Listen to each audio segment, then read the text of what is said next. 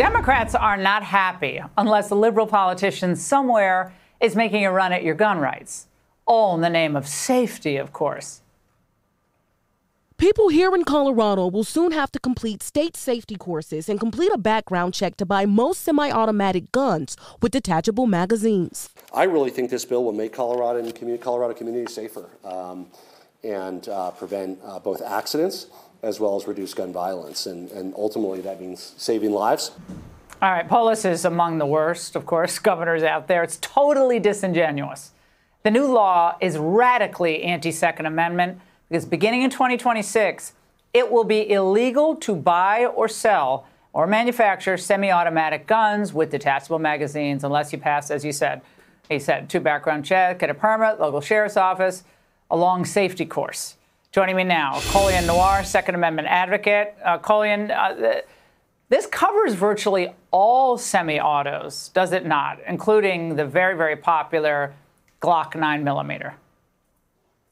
Yeah, pretty much. I mean, at this point, this bill basically proves that the government of Colorado thinks that people are stupid. This idea and this concept that they're doing this because they want to stop mass shootings. Yet all the major mass shootings in Colorado, all those shooters pass background checks. So how sincere can you truly be if your response to that is, oh, we're going to have them pass what?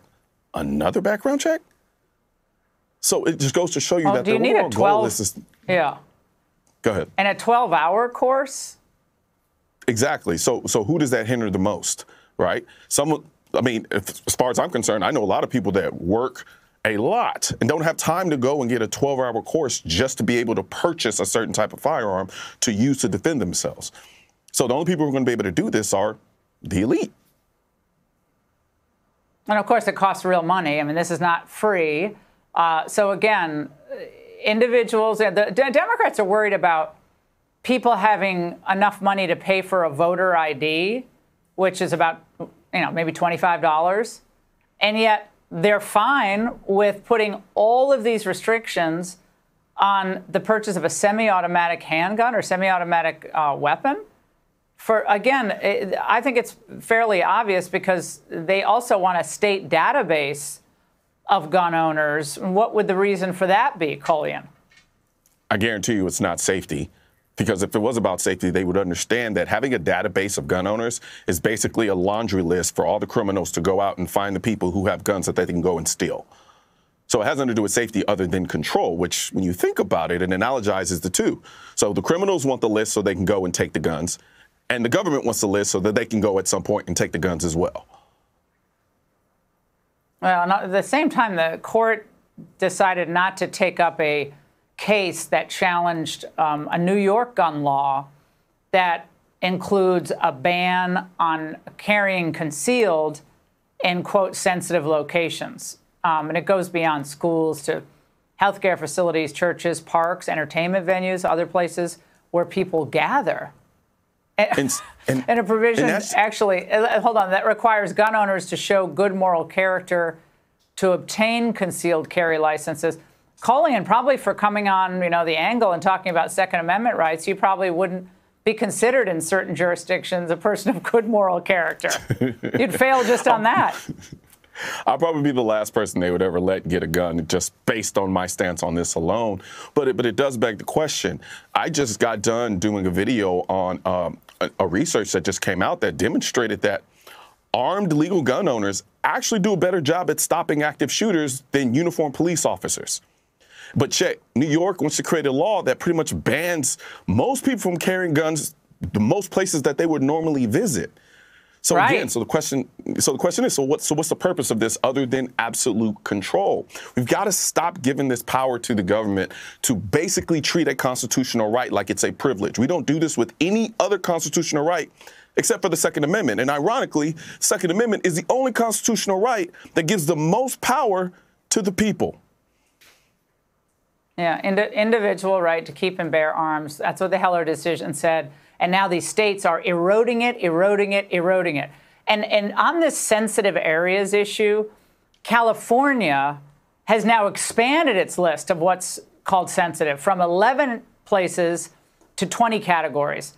So now it includes bars and restaurants that serve alcohol, parks, casinos, stadiums, amusement parks, and then all the rest, healthcare facilities, I guess other places where people gather. So, Colion, you could see a situation where, again, a concealed carry permit owner goes into a place not being aware, oh my gosh, this qualifies as sensitive, making law-abiding people into criminals for exercising their constitutional rights. Again, but I'm not surprised, because that's what these gun control laws are designed to do. They're designed to hurt law-abiding citizens. And so if I can take a law-abiding citizen, create a law that makes them unintentionally break a law, now guess what I get to do?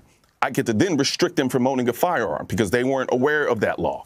So everything always boils down to, how do we make this extremely hard for law-abiding citizens to be able to carry firearms? They don't care about criminals.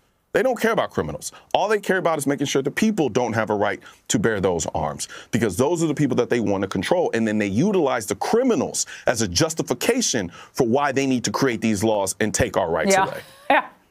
Yeah, safety. I mean, I remember that case in Texas a few years back where one parishioner, I believe it was Texas, saved countless people from certain death when a guy was about to, open fire on the church, a congregation. Yep. And thank goodness one responsible firearms owner exercised his constitutional right and saved that congregation. Colion, thank you very much. The court's got to take this case up. One thing's for certain and two things are for sure.